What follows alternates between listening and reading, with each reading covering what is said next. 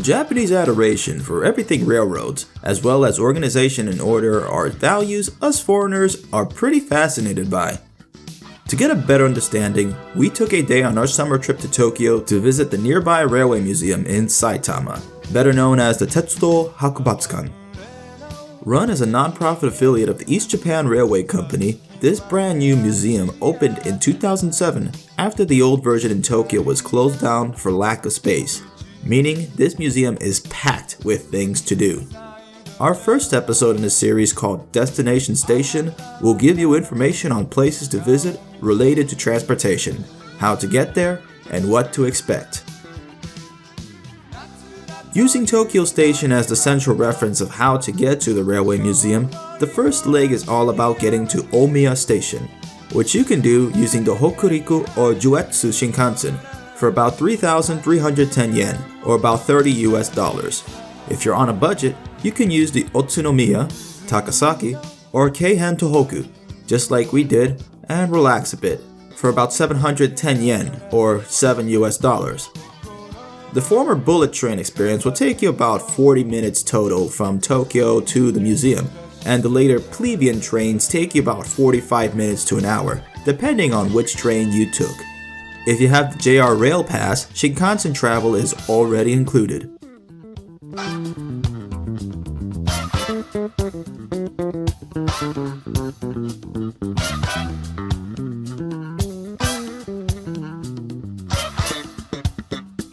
If it's your first time visiting Japan, you're going to learn a lot before even getting to the museum. Etiquette like standing on the left side of escalators in Tokyo and not going past the yellow line on a platform.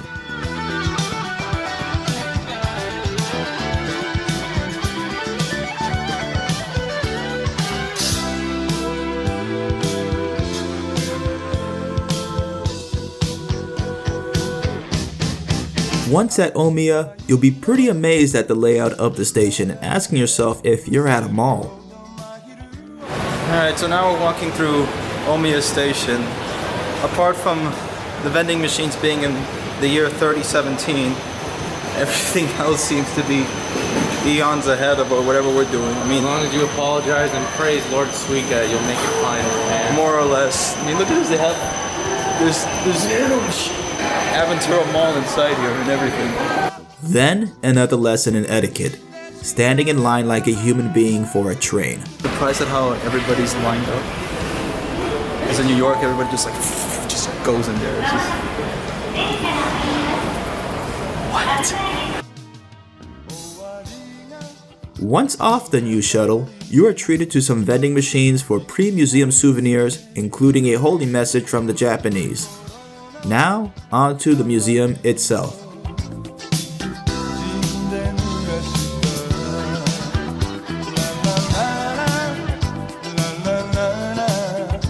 And the strangest museum ticket purchase. Put it in, they give you an actual card to get into the museum. So here we go to the Museum of the Future. And here we go, just like and that is it. And oh my god. Oh.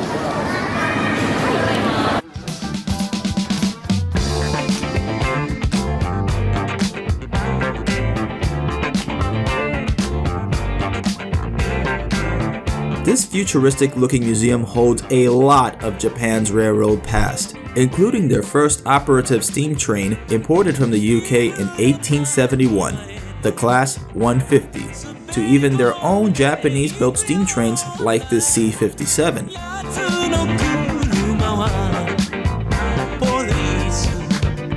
Okay, so either I entered into a spirited away or these people have been banished into the shadow realm. I have no clue either way. There's a massive amount of information you can get from here to learn about the history of Japanese railroads, from local transit lines to express lines, and the museum even features a media gallery and a library featuring 34,000 volumes of railroad information, probably mostly in Japanese. But no fret for us gaijin. We can learn the technology behind much of the museum as well, including from staff who will showcase the science behind things like steam. They are moving dioramas explaining how everything from how train bridges with marine traffic operate to pantograph operation to the different methods of how trains climb hills and mountains, which, given Japan's alpine geography, is a big deal, unless you want the trains turning into the downhill drift kings. Fun, but unsafe. I've never been to a rail museum anywhere in the world that's been like this. This is incredible how organized it is, but that's, already something of Japan, but this is just, wow. All right, but let's go take a look around, shall we?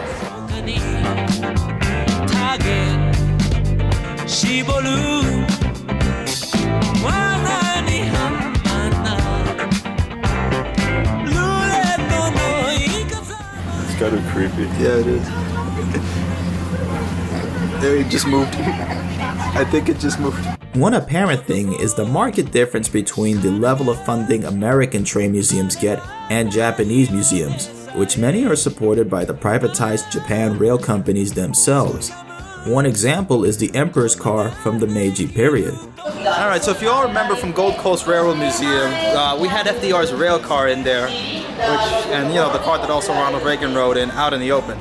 This, they have the Emperor's railroad car hermetically sealed in a climate-controlled container with, 10-inch glass steel here.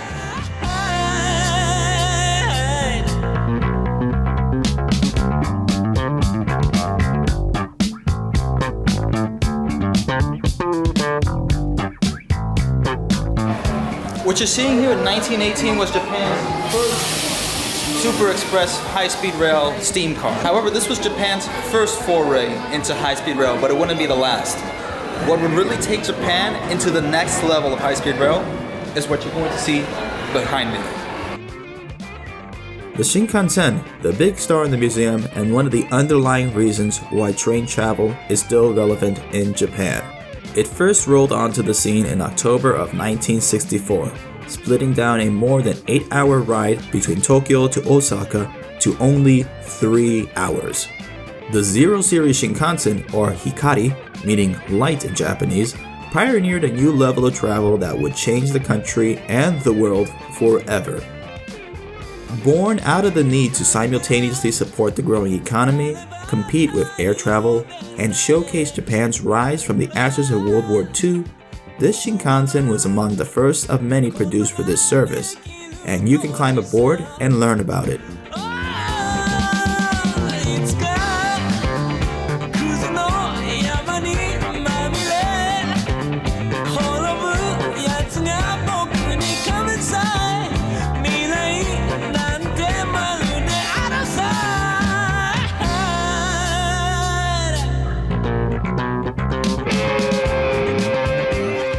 If you're hungry from all the walking and need a break, there are several stops from cheap vending machines, food stalls, and high-class dining rooms to suit your needs.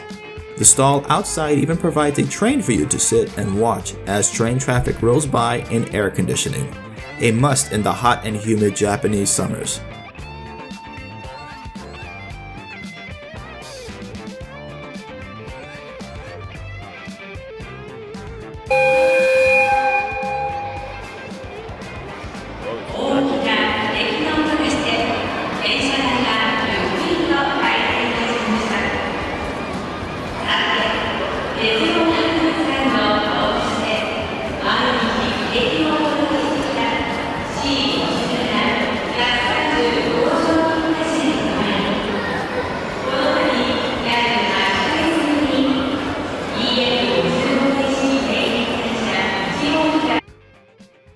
If you're looking for safe fun for kids or the kid within, there's the Ride Along Scale Railroad, featuring trains such as the Narita Express and several Shinkansens.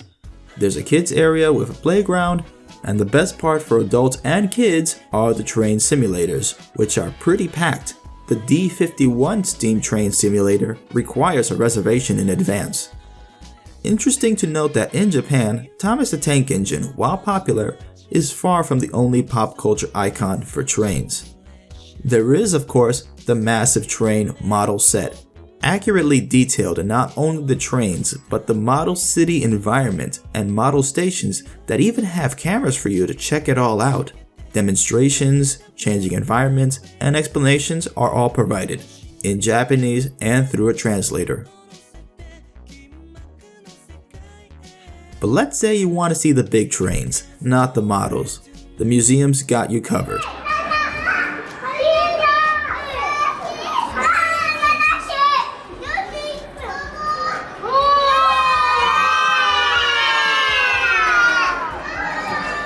There's an indoor and outdoor viewing platform for you to see the busy Joetsu and Hokuriku Shinkansen network whiz by, over and over again.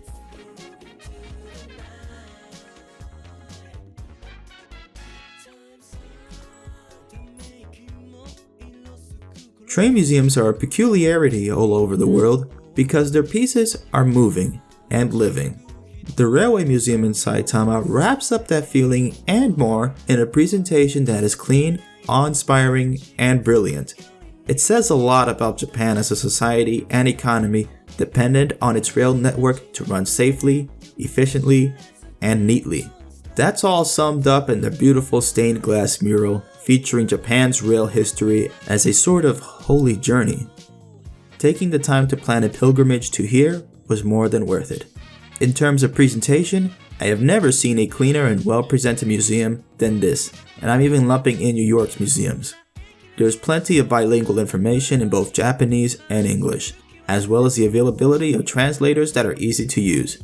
And if you're still lost, the staff will be able to help you on differing skills of charades. It's also pretty neat that many of the trains are open to see and sit in. There's always something to do, see, and touch for young and old. So for presentation, we rate it a 5 out of 5.